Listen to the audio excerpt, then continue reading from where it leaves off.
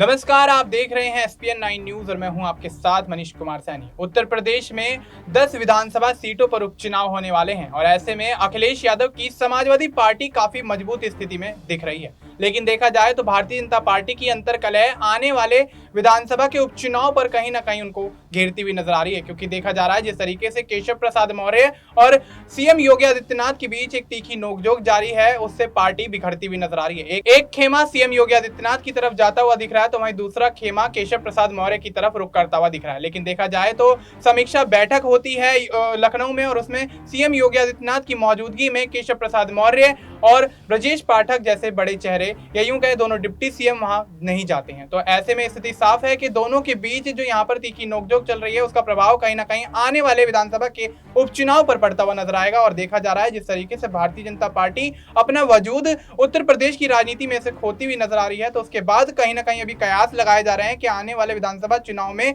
जो भारतीय जनता पार्टी है उसकी सरकार कहीं ना कहीं डगमगा सकती है और सीएम योगी आदित्यनाथ की कुर्सी पर भी खतरा मंडराता हुआ दिख रहा है। ऐसे में तमाम यहाँ पर सवाल हैं और तमाम सवालों के जवाब देने के लिए हमारी सहयोगी माही मौजूद है। माही, क्या कुछ लगता है जिस तरीके से केशव प्रसाद मौर्य और सीएम योगी आदित्यनाथ के बीच तीखी नोकझोंक देखना और यहाँ पर देखा जाए तो अखिलेश यादव का यहाँ पर केशव प्रसाद मौर्य को 100 लाइए और सरकार बनाइए का ऑफर दे देना, तो तीसरी तरफ अगर देखा जाए तो क्या मायावती और चंद्रशेखर आजाद मैदान में ताल ठोक रहे हैं, तो क्या कुछ लगता है कि आने वाले समय में जो ये राजनीतिक गणित जो बनता नजर आ रहा है, तो क्या आने वाले समय में क्या वाकई भारतीय जनता पार्टी इन सीटों पर चुनाव जीत पाएगी या फिर इन सीटों पर हारने के बाद अगला विधानसभा चुनाव 2027 लड़ना काफी मुश्किल होता हुआ नजर आएगा? क्या कुछ लगता है? जी बिल्कुल, देखिए मनीष, अगर देखा जाए तो उपचुनाव में अगर भारतीय जनता पार्टी अच्छा प्रदर्शन नहीं कर पाती है तो जाहिर तौर पर विधानसभा चुनाव में हार तय मानी जा सकती है, क्योंकि इस बार के लोकसभा चुनाव में जिस तरीके से भारतीय जनता पार्टी को बड़ा झटका लगा, वोट बैंक बढ़ता हुआ नजर आ रहा है। ऐसे में नए नए नेता और पार्टी की बगावत से ये कहा जा सकता है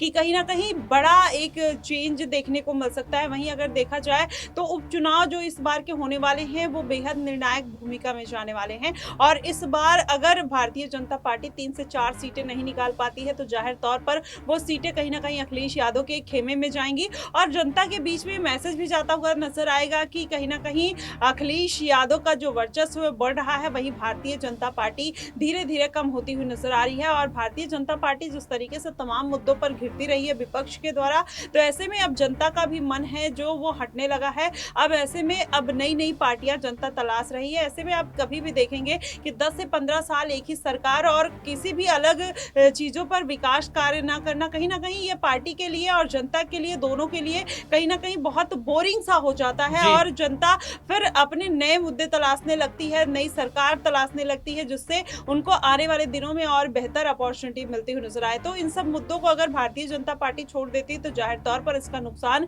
इस बार के उपचुनाव और विधानसभा चुनाव दोनों में देखने को मिलेगा। जी बिल्कुल, तो अब ऐसे में यहाँ पर भारतीय जनता पार्टी के लिए यहाँ पर कहीं ना कहीं अपनी पार्टी को मजबूत करने की स्थिति बनती हुई नजर आ रही है, क्योंकि अगर स्थिति यहाँ पर संभाली नहीं गई और भारतीय जनता पार्टी के अंदर जो बिखराव है उसको यहाँ पर संभालने का काम नहीं किया गया तो केशव प्रसाद मौर्य जिस तरीके से बगावत करते हुए नजर आ रहे हैं और अखिलेश यादव ऑफर दे रहे हैं जो कहीं ना कहीं वो ऑफर कहीं एक्सेप्ट ना कर ले, और अगर वो ऑफर एक्सेप्ट कर लेते हैं तो वाकई भारतीय जनता पार्टी काफी नीचे आती हुई नजर आएगी उत्तर प्रदेश की राजनीति में। और ऐसे में सपा प्रमुख अखिलेश यादव जिस तरीके से रणनीतिक चाल यहाँ पर चलते हुए नजर आ रहे हैं वो भी कहीं ना कहीं अपनी चाल में सफल होते हुए नजर आएंगे। और देखा जाए तो उपचुनाव वाली 10 जो सीटें हैं वो उसमें से 5 सीटें सपा का गढ़ हैं और 5 जो अन्य सीटें हैं उन पर भी अखिलेश यादव जीतने का दावा पेश करते हुए नजर आ रहे हैं। लेकिन देखा जाए तो जिस तरीके से मायावती लोकसभा चुनाव में पिछड़ती हुई नजर आई और इस बार के विधानसभा के उपचुनाव में पहली बार सियासी ताल ठोकती हुई नजर आ रही है, वहीं दूसरी तरफ चंद्रशेखर रावण जो कि नगीना लोकसभा से सांसद बनते हुए नजर आए लोकसभा चुनाव के दौरान, वो भी अब कहीं ना कहीं मैदान में उतरते हुए नजर आ रहे हैं। तो माही, क्या लगता है, क्या यहाँ पर वोट कटिंग का कोई यहाँ पर फॉर्मूला अपनाते हुए यहाँ पर मायावती और चंद्रशेखर नजर आएंगे? क्योंकि जिस तरीके से देखा जा रहा है मायावती जो उपचुनाव कभी लड़ी नहीं वो लड़ने के लिए तैयार हैं, लेकिन देखा जा रहा है चंद्रशेखर आजाद रावण जो कि पहली बार लोकसभा चुनाव लड़े, नगीना से जीते और वो भी कहीं ना कहीं ताल ठोक रहे हैं। तो यहाँ पर क्या सीटें कटने की संभावना नजर आ रही है समाजवादी पार्टी की तरफ से? जी बिल्कुल मनीष, आप देखेंगे पहले अगर मुद्दों को देख लिया जाए तो भारतीय जनता पार्टी कहीं ना कहीं इसी बात को लेकर श्योर थी कि जो सारा वोट बैंक है उनके पास ही रहेगा। जब राशन उन्होंने वितरित किया तो कहीं ना कहीं इस बात का भरोसा था कि जितने दलित वोट है वो उनके साथ आते हुए नजर आएंगे। ट्रिपल तलाक का जब मुद्दा आया था तो महिलाओं का वोट बैंक कहीं ना कहीं बीजेपी को मिलता हुआ नजर आया। ये 2019 में कुछ फायदे हैं जिसको लेकर और जिसके दम पर भारतीय जनता पार्टी ने अपनी सत्ता कायम की थी, लेकिन इस बार वो तमाम मुद्दे हट गए। और कितने बार आप एक मुद्दे को लेकर खींचते रहेंगे। और वहीं अगर अयोध्या की बात कर लिया जाए तो अयोध्या इस बार कहीं ना कहीं इंटरनेशनल मुद्दा बनता हुआ नजर आया था, लेकिन उसका कोई फायदा देखने को नहीं मिला। जिस तरीके से अयोध्या की जनता नाराज थी और जिस तरीके से अखिलेश यादव ने अपने तमाम मुद्दे उठाए, वहां की जनता को साधने का प्रयास किया और वो साध भी पाए और वहां पर भारतीय जनता पार्टी को बड़ी शिकस्त मिली। तो ऐसे में आप देखिए कि कैसे कैसे और बड़े बड़े मुद्दों को लेकर भारतीय जनता पार्टी फंसते हुए नजर आ रही है। आज सीएम योगी आदित्यनाथ एक बयान देते हैं कि वो कहते हैं साफ तौर पर कि मैं नौकरी करने वाला इंसान नहीं हूं, मैं एक मठ से आया हूं, जब मेरा मन होगा। तो कहीं ना कहीं वो एक अल्टीमेटम दे रहे हैं विपक्ष को। और वहीं आप कुछ दिन पहले देखेंगे जब योगी आदित्यनाथ मोदी और शाह से मुलाकात करते हैं तब भी उनको किसी भी तरीके का सम्मान नहीं देते हैं। तो ये जताने की कोशिश कर रहे हैं कि हर बात का, हर हार का ठीकरा आप मेरे मत्थे मढ़ेंगे, चाहे अयोध्या का मुद्दा हो, चाहे लोकसभा चुनाव में हार का, तो हमेशा से बर्दाश्त नहीं किया जाएगा। और वहीं केशव प्रसाद मौर्य जिस तरीके से उनके ऊपर हावी होते हुए नजर आए, तो कहीं ना कहीं एक मैसेज देने की कोशिश योगी आदित्यनाथ ने की है। पल्लवी पटेल को बुलाकर कहीं ना कहीं अनुप्रिया पटेल और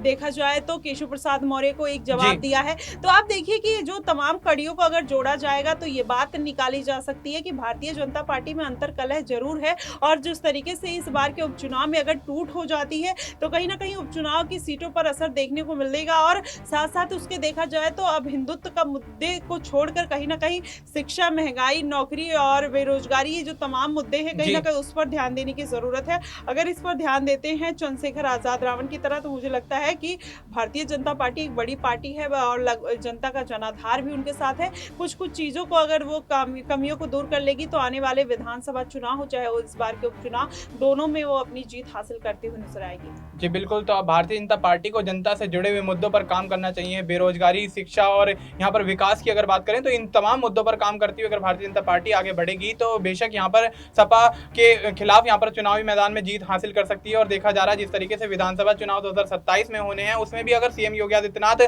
को अगर वापसी करनी है तो बेशक इन मुद्दों को लेकर लड़ना होगा, क्योंकि यहाँ पर धर्म की राजनीति नहीं चलेगी। क्योंकि आपने देखा कि जिस तरीके से लोकसभा चुनाव में धर्म की राजनीति करते हुए भारतीय जनता पार्टी नजर आई तो उसका परिणाम ये रहा कि अवधेश प्रसाद सपा के सांसद वहां से बन जाते हैं फैजाबाद लोकसभा सीट से। और भारतीय जनता पार्टी को एक करारा झटका इस मुद्दे को लेकर लगता है अयोध्या में। और देखा जा रहा है जिस तरीके से यहाँ पर कांवड़ यात्रा को लेकर भी सीएम योगी आदित्यनाथ ने जो यहाँ पर आदेश जारी कर दिया था कि यहाँ पर तमाम दुकानदार जो हैं उनको अपना नाम लिखना पड़ेगा, नेम प्लेट लगानी पड़ेगी ताकि जिससे शिनाख्त हो सके कि कौन सा यहाँ पर फल विक्रेता या सामान विक्रेता हिंदू है और कौन मुस्लिम है। तो इस पर सुप्रीम कोर्ट ने कहीं ना कहीं स्टे लगा दिया था। और उसके बाद यहाँ पर देखा गया जयंत चौधरी भी उनको घेरते हुए नजर आए। लेकिन कल देखा गया जिस तरीके से जयंत चौधरी की यहाँ पर मुलाकात होती है और जयंत चौधरी बात करने के बाद जब वहां से निकलते हैं तो मीडिया के सवालों का जवाब देने से कहीं ना कहीं कतराते हुए नजर आते हैं। और ऐसे में मीडिया जब उनसे सवाल करती है कि क्या यहाँ पर आपके विधानसभा उपचुनाव को लेकर कोई बातचीत हुई है तो जयंत चौधरी ने इस पर साफ कह दिया कि ये औपचारिक मुलाकात थी, इसमें कोई ऐसी कोई बात नहीं हुई है और उपचुनाव को लेकर कोई भी यहाँ पर डिस्कशन नहीं हुआ है। तो साफ यहाँ पर जयंत चौधरी यहाँ पर इनकार करते हुए नजर आए। तो माही आखिरी और छोटा सा सवाल है मेरा, इसका छोटा सा जवाब चाहिए कि यहाँ पर क्या लगता है कि जयंत चौधरी की ये मुलाकात यहाँ पर आने वाले समय में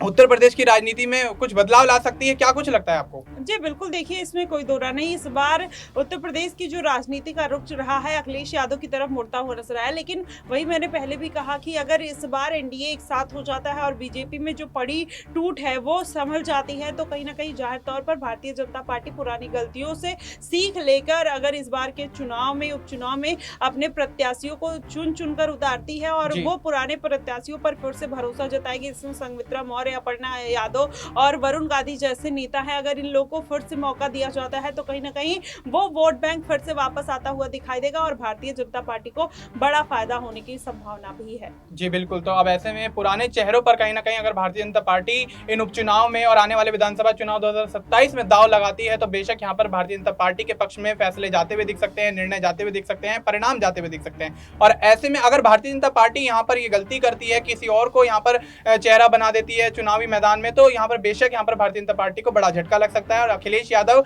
और समाजवादी पार्टी जिस तरीके से अब तमाम दावे पेश करते हुए नजर आ रहे हैं कि उपचुनाव वाली 10 सीटों पर जीत हासिल कर रहेंगे, तो बेशक यहाँ पर अखिलेश यादव, अगर इस तरीके की रणनीति भारतीय जनता पार्टी चलेगी तो अपनी रणनीतियों में अखिलेश यादव कहीं ना कहीं कामयाब होते हुए नजर आएंगे और भारतीय जनता पार्टी की तमाम रणनीतियों पर पानी फिरता हुआ नजर आएगा। फिलहाल के लिए इतना ही। देश और दुनिया से जुड़ी तमाम जानकारी के लिए आप देखते रहिए SPN 9 न्यूज।